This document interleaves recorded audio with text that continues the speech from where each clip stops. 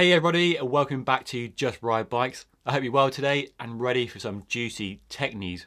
So coming up today is the news that Specialized might be trying to kill off the local bike shop, some $1,100 titanium mudguards or fenders if you're watching in the US, and some smart contact lenses that give you real-time ride data on your bike.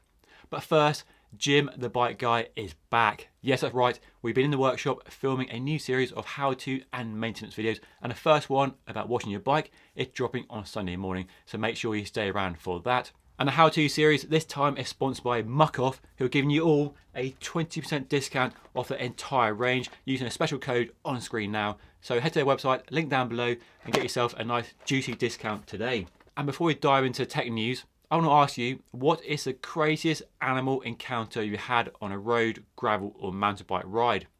So the other day I was testing the brand new Canyon Spectral 125, bombing down a narrow trail in the trees, and 4 wild boar steamed across the trail in front of me.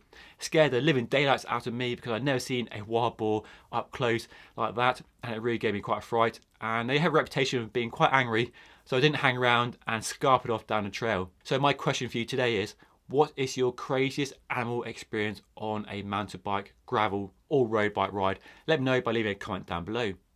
I asked this on Instagram the other day and had quite a few interesting replies. And I think the top one so far is a king cobra. So try and beat that if you can. Right, on with the tech news. Probably the biggest tech story doing the rounds at the moment is the fact that Specialized are now selling bikes direct to consumer. So right now, if you want to buy a Specialized, you go to a Specialized store, you choose a bike you want, you give them your money and you bring it home. But right now, they're going to be launching 2 direct to consumer options. The first one is very much like Canyon, where a bike arrives in a box and some minimal setup is required. I'm told it's simply a case of spinning the handlebars and the bike is ready to ride. The other one though is more premium and it's a white glove service where a VW transporter with Specialized branding on arrives at your front door and a person gives you your bike all ready to go, ready to ride, no assembly required. So 2 different ways of getting a bike from Specialized direct. Now, this has caused quite a lot of debate on social media, as you might imagine. It's Specialized and everything Specialized does is under the spotlight and scrutinised much more than any other bike brand really. But I think while it's probably a bad thing perhaps for some bike shops, it's definitely a good thing for consumers because it's all about consumer convenience. Now right now, on your phone, you can buy anything and have it delivered tomorrow. You can even buy a car and have it delivered to your front door in a truck. So no going to a dealer, having to deal with dealers and bad dealers. You know the car you want and get delivered, and that's the same as what Specialized are doing. So really it's a question of why has it taken this long and why aren't more bike brands doing it? And I think Specialized doing it will be watched by all the other bike brands, and you can bet that they'll be watching very closely and have their own plans in place to do something very similar. It's all about making it easier for the consumer. But any worry it will kill off the bike shop I think will prove unfounded. Because as another example, if you buy an Apple iPhone, you can buy it online, have it delivered to your front door, or you can go to an Apple store and choose a phone and buy it there and then. So 2 different ways of buying a phone, and the same with bikes. If you prefer the local bike shop service and you have a Specialized bike shop near you, you can go to a bike shop, have a good relationship with the bike, get fitted, choose a bike you want, maybe haggle for a discount, and then take it home. But if you don't have a Specialized store near you, it's a long drive away, but you really want a Specialized, well, having it delivered is a solution to that problem. And while I'm definitely all about supporting the local bike shop where possible, and there are lots of really good bike shops that offer amazing customer service, and are more than just a bike shop, they're a destination. Club rides, community rides, coffee, that real social kind of glue that is the fabric of cycling. But there are also lots of bad cycling shops that give cycling a bad name, give new cyclists a really bad experience, poor customer service, just pretty shoddy to be honest. So hopefully this news will give some bike shops a kick up the arse that they definitely need and really raise the game, because customers want convenience and they want good service, and there's no place for bad service anymore, especially in the bike shop sector.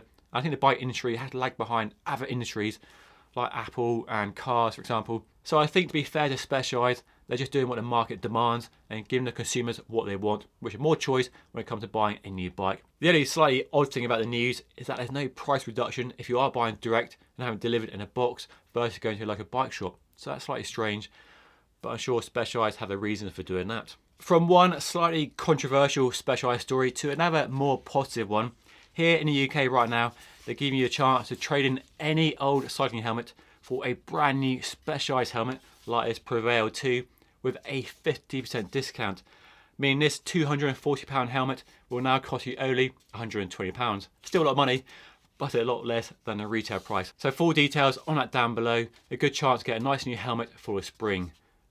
A smart helmet, isn't it? What do you think? Anyway, stay tuned for a review on that very soon. The other big tech story that caught my eye, quite literally, the other day, is a company in the US called Mojo Vision who have developed a smart contact lens. Now, I wear contact lenses, have done for most of my adult life, and they are fantastic. Definitely for cycling, you have much more choice of eyewear. But this company has developed a smart contact lens that gives you real-time ride data right there in your eyeballs, so now you're looking down at your stem. What will Chris Froome ever do? No need to look at his stem ever again. So on a road bike, for example, you get power data right there in your eyeballs, which would be fantastic on a long climb for pacing yourself. No need to look at your computer on your handlebars. And on a mountain bike ride, you can get airtime, apparently, which sounds kind of cool, or more usefully, directional aids for following a route off-road through the woods and trails. And you can change the data set by the motion in your eyeballs. Basically, where you look on the screen or the contact lens screen, you can select what data you have available right there in your eyeballs. Now, technology is a great thing, fantastic in so many ways, but it can be a distraction. But this, not having to look at your handlebar, your computer on the handlebar, could be a distraction removed while having the data you want and crave right there in your eyeballs. This product does sound really cool and I can't wait to try it out, but it does have a whiff of tomorrow's world about it. A bit pie in the sky perhaps. But hopefully with some serious investment behind it, including from Disney, it will actually happen one day. But watch this space, I'll keep you posted on it for sure. Now, you guys know I love mudguards, and I mean proper full-length mudguards, not those flimsy arse-saver things that pass for mudguards these days. But $1,100 for a set of titanium mudguards, wow, that's a bit too rich for even my taste. So these are brand new from a US titanium specialist, number 22, and the mudguards look amazing. $1,100 though, but they are made from a seamless single piece of titanium, so no joins or welds to ruin their clean lines. They're available in polish or a raw finish, and a road or a gravel version, so 28 and then 35, and they look amazing. These on a titanium bike like a number 22 or the J Laverick I'm currently testing would be the absolute dogs.